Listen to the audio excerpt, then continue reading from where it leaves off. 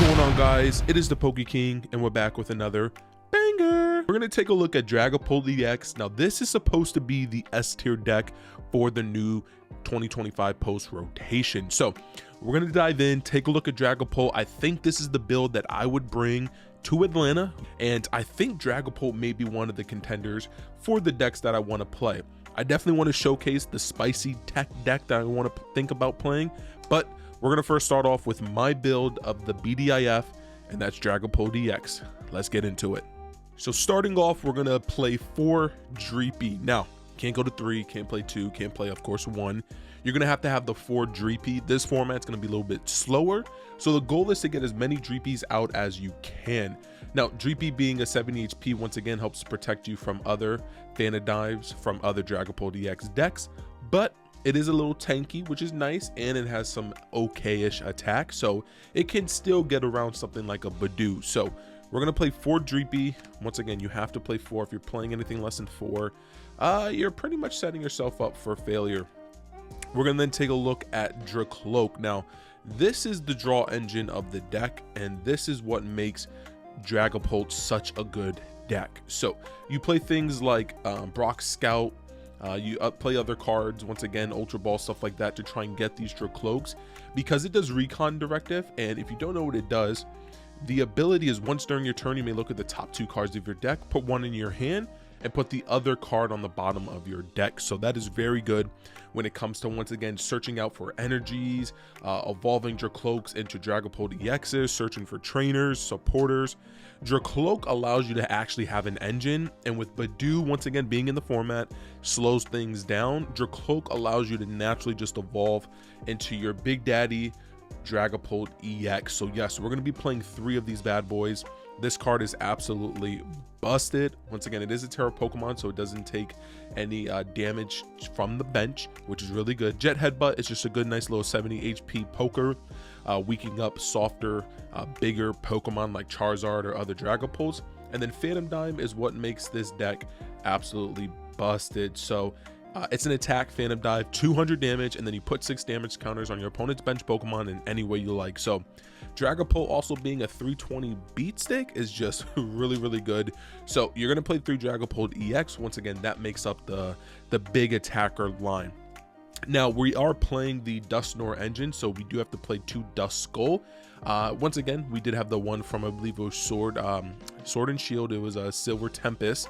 It was that Duskull. So now we're playing this one because, once again, you have to. It's the only one that we have that's decent. We're playing 1 Dusclops. Once again, you play the Dusclops in case you run into any weird Grand Tree builds and anything like that. But Dusclops, once again, allows you to put 5 damage counters by popping the Pokemon. So pretty much you give your opponent a prize card, and then you can put 5 damage counters on any Pokemon you'd like. So Dusclops with Curse Blast is really good, but the goal is to get to the big guy right here. This is going to be what's going to help you set up some crazy KOs and some board wiping plays. That's going to be Dusknoir. Now we do play, once again, Night Stretchers to get these back, so being able to loop these are really nutty and are really good. We're going to want to slow down opponents by playing 2 Badoo. So we play 2 Badoo here. Once again, Itchy Pollen is really good. You want to slow the game down, and I think that's what's awesome with this format, is that you pretty much are going to get slowed down yourself, you know, once again, when it comes to just consistency. But if you get Badoo Lock, this pretty much slows the entire game down. They should just call this Slowpoke.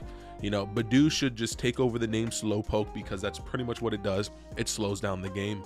We're going to play 1 Hawlucha. Now you do this, once again, to just get the damage counters on 2 bench Pokemon.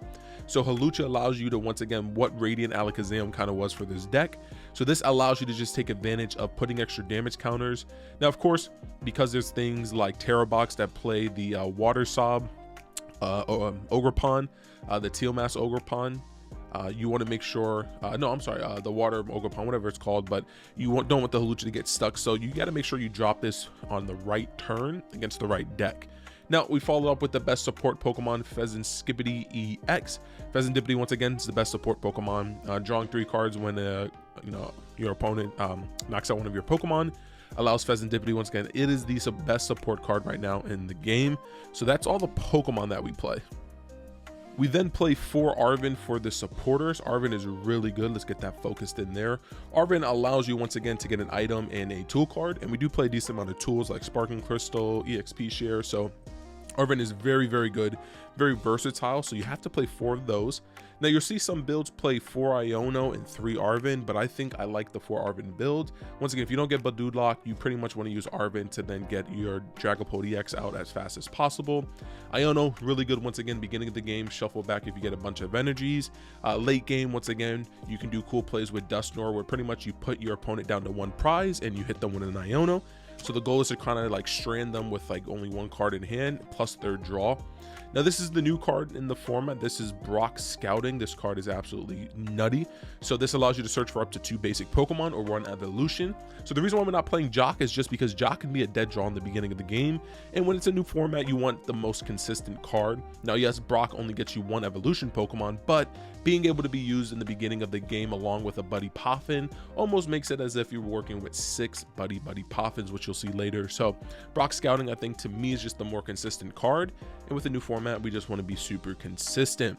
We're going to play 1 Crispin. Crispin is really good once again to just do those cool plays where you can get the extra energy and you don't always have to rely on Sparkling Crystal in case you prize it.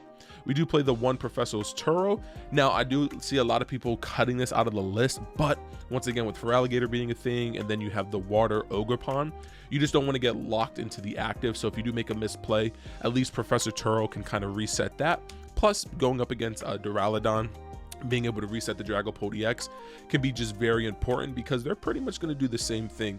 We're going to play 4 Buddy Poffin. You need to get to all of, once again, your 70 HP or less basic Pokemon. So Dreepies, Duskulls, and even the Badoos. So Buddy Poffin, you always want to see that in your opening hand. It's just too good of a card. We're going to play 4 Ultra Ball right here that you're going to see. Once again, Ultra Ball, if you don't get item lock, this is your best searcher when it comes to the Pokemon. So Ultra Ball is just really, really good, allowing you to then get your evolutions or to get even, for example, like a Pheasant Skippity. We play 2 Nest Ball.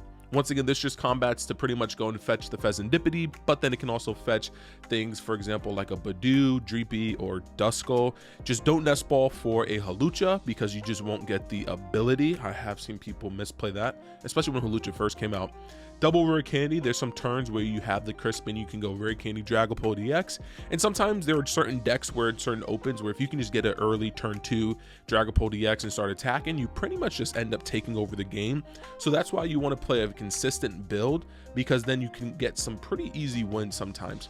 2 Night Stretchers, so important. You almost kind of want to play 3. There was even a thought of playing a Super Rod, but I wanted to kind of protect against a little bit more from, once again, that Water Mask Ogerpon, which is going to be very popular. So we're playing 2 Night Stretchers. Once again, this is going to help you get back the Dusknoirs, or even get back a, once again, if you prize 2 of your Dragapult EXs, you're going to need the Night Stretcher to get probably the second one out of the discard pile. 2 Counter Catchers, because you're going to lead off usually with a little baby basic, and because you do pop the Dusknoirs and the Dusclops to then let your opponent take a prize, you then can make some really cool Counter Catcher plays. So Counter Catcher is super versatile, really good in this deck, probably the best deck that uses Counter Catcher. We then have Earthen Vessel. This helps you search out the energy that you need for the one that you don't have, or once again pair this up with Sparkling Crystal and then you're pretty much attacking. We play the 1 Switch. Now once again, this is something that some people have cut out. I have it in the deck because I absolutely think you need the switch. I just don't want to get caught lacking against that Terra deck, and you know, a lot of people are going to be playing it because, you know, Big Daddy Tord was playing it, so everybody got to play it.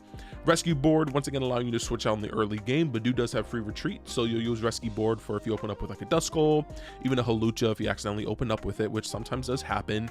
At least Rescue Board allows you to pivot, which is really nice. We play an EXP share, just allows you to move around the energies once a Pokemon does get knocked out. So being able to move at least one of those basic energies is just really important with EXP share. So we absolutely need that in the deck. Potentially you could cut it, but once again, you got to figure out what would be a better card. We do have Sparkling Crystal, absolutely busted. Once again, for Terra Pokemon, this is exactly what also Terra Box uses. So when it's attached to a Terra Pokemon, you ignore one of the color energies for an attack. So it could be anything from like the Psychic or the Fire. We are going to play 2 Artisan, getting out our bench Pokemon, for example, our basics like the Dreepies, the Duskulls, I've said it a million times, the Badoos, is really, really important. So sometimes even giving your opponent this is bad, but sometimes you have to do what you have to do because we don't want to get donked. And then now for energies, we're gonna keep it very simple. We have 3 psychic, and then we have 3 fire. All right, guys, so that was the Dragapult EX deck that I'm thinking about taking to the 2025 Pokemon Atlanta Regional.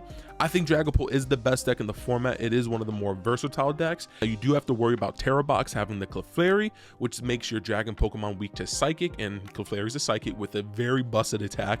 So we want to make sure that we're hedging against that deck. I think Dragapult EX decks that will do good in the regional and also just post 2025 rotation will be the ones that can avoid the Terra Box the most. So let me know in the comment section down below, guys. What do you think of this build? What should I change? Make sure to like, comment, subscribe, become part of the Poke Kingdom. It's been your king. Peace.